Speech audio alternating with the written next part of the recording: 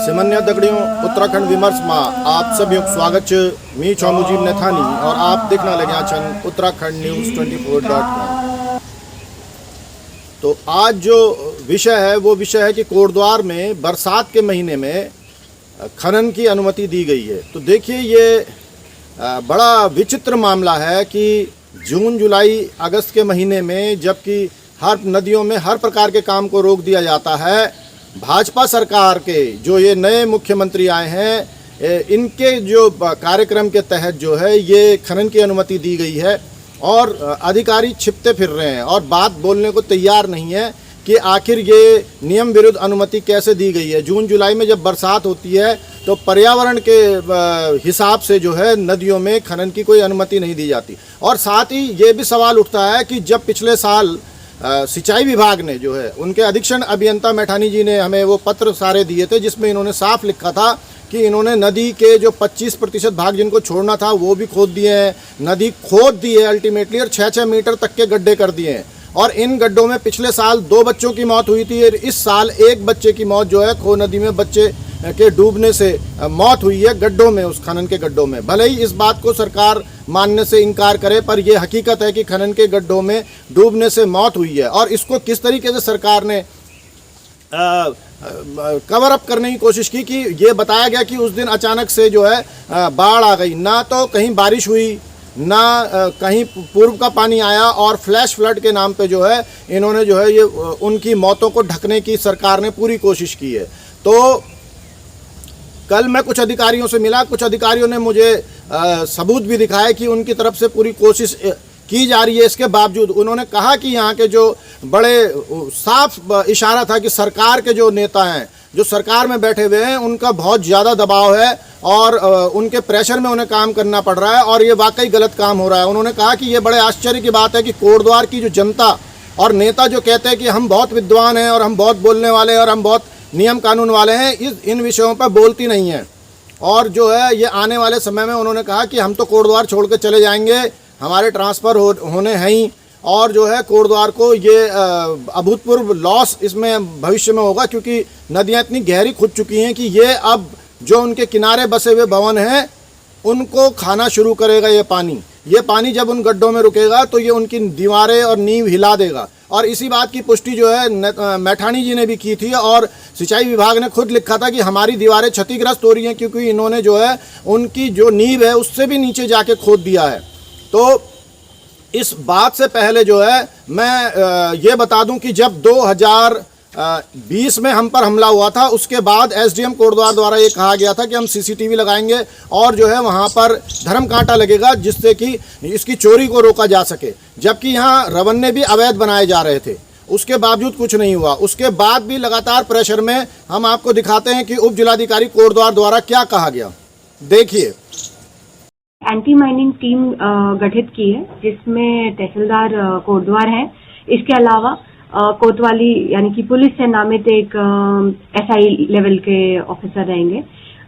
इसके अलावा हमने वन निगम, क्योंकि वन निगम के द्वारा शिकायतें बार बार आ रही थी अवैध खनन की, तो हम वन निगम का एक प्रतिनिधि भी कौडिया चौकी में, जहाँ पे हमारी ये टीम बेसिकली फोकस करेगी वो, और खनन विभाग के एक कर्मचारी नामित है। इसके अलावा जो हमारे होमगार्ड्स हैं 2 ऑलरेडी वहाँ पे जो कौडिया चौकी में पोस्टेड है, वो 24 आवर ये लोग इंस्पेक्शन करेंगे और वहाँ पे डिप्यूटेड रहेंगे। इस घटना के बावजूद कि सुप्रीम कोर्ट ने ये आदेश दिए हैं कि एक एसटीएफ का गठन करके जो है हर शनिवार को उसकी रिपोर्ट जानी चाहिए, आज तक उसकी रिपोर्ट नहीं गई है और लिख देने के बावजूद अधिकारी जो है इस पर ध्यान नहीं दे रहे।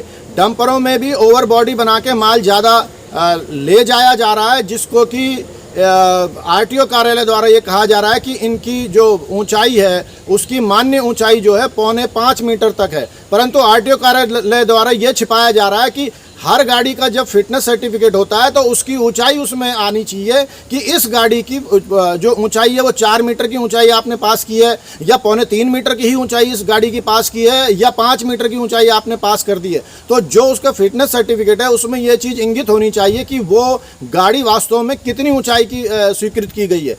ये अलग बात है कि कोई गाड़ी अगर 4.25 मीटर तक की ऊंचाई की हो तो उसकी स्वीकृति वो स्वीकृत की जा सकती है, परंतु वो स्वीकृत नहीं है।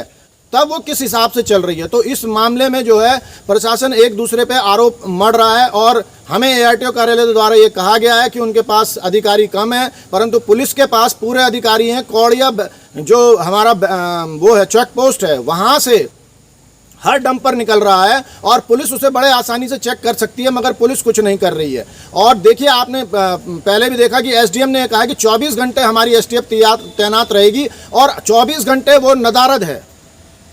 SDM कोटद्वार ने कहा कि 24 घंटे हमारी STF तैनात रहेगी और 24 घंटे वो नदारद है। और इसलिए जो है खनन के जो ये माफिया हैं, ये मंत्रियों के शह पर इतने खतरनाक हो चुके हैं कि ये रवन्ना भी नहीं, मतलब जो सरकार को रेवेन्यू मिलना है उसके बिना ही ले जा रहे हैं। और ये RTO कार्यालय ने इस बात की पुष्टि की है कि ये जो डंपर हैं ये बिना रवन्ने के ही माल ले जा रहे हैं। ओवरलोड अलग चीज़ है। तो चोरी में इनके हौसले इतने बढ़ गए हैं और इसका एकमात्र कारण ये है कि जो BJP और कांग्रेस के जो नेता हैं ये सह दे रहे हैं और इनका दबाव है अधिकारियों के ऊपर, और अधिकारी जो है भारत के संविधान का पालन नहीं कर रहे हैं। हम चाहेंगे कि जो भी अधिकारी इस वीडियो को देखे वो स्वतः संज्ञान भी ले सकते हैं इस बात का कि भाई वहाँ पे क्या हो रहा है। बाकी हमने कप्तान पुलिस को लिखा है और उनसे बात करने की भी कोशिश की जाएगी कि वो आखिर कर क्या रही हैं। जब वहाँ पे CCTV कैमरे लगे हुए हैं तो उनको वो खुद भी चेक कर सकती हैं, परंतु यहाँ अक्सर ये होता है कि अधिकारियों के खिलाफ अगर कोई शिकायत आती है तो उसे दबा दिया जाता है और लगातार इस तरीके के मामले यहाँ चलते रहें। तो खनन में जो है यहाँ पर ये भी नियम देखने वाली बात है कि खनन के जो माफिया हैं उन्होंने इस तरीके से इस सरकार पे कब्जा कर लिया है कि वो जून जुलाई के महीने में खनन की अनुमति प्राप्त कर रहे हैं रिवर ट्रेनिंग के नाम पे, और वो भी मालन जैसी नदी जो कि वन विभाग के अंतर्गत आती है। ये मुझे एक अधिकारी ने बताया कि आप पूछिए जाके वन विभाग के अधिकारियों से कि मालन में किस तरीके से खनन की अनुमति दी जा रही है। तो ये सारे नियम कानून तोड़ के जो है कोटद्वार के अंदर अवैध खनन हो रहा है, जिससे लोगों की जान को खतरा है। कोई कांग्रेसी बोलने को राजी नहीं है, कोई धरना प्रदर्शन को राजी नहीं है, और इसलिए जो है ये बताया जा रहा है कि मैंने आपको पहले ही बताया था कि हमें ये सूचना मिली है कि पत्रकारों को पैसे दिए गए हैं। और आप देख सकते हैं कि कितनी खनन की खबरें आ रही है। जो अवैध खनन जो RTO ने छापा मारा, जो प्रशासन ने छापा मारा, तो उस अवैध खनन में किस तरीके से काम हो रहा है और क्यों हो रहा है, इस बात को भी तो सोचे जाने की ज़रूरत है। क्या आज तक किसी छापे मार कंपनी को कभी कोई ऐसा ट्रक मिला जो कि नियम कानून के साथ जा रहा हो और उतना ही जो जितने का रवन्ना है उतने का माल ले जा रहा हो? तो खनन के खिलाफ जो है अगर कोई अधिकारी कोटद्वार की जनता के खिलाफ बात करता है कि कैसी यहाँ की जनता है, तो हमारे लिए शर्म की बात है कि हम लोग इसके खिलाफ जो है आवाज़ नहीं उठा पाते हैं। तो आज के लिए इतना ही। इसमें लगातार हम आपको खबरें दिखाने रहेंगे कि क्या हो रहा है कोटद्वार में। जय उत्तराखंड, जय भारत।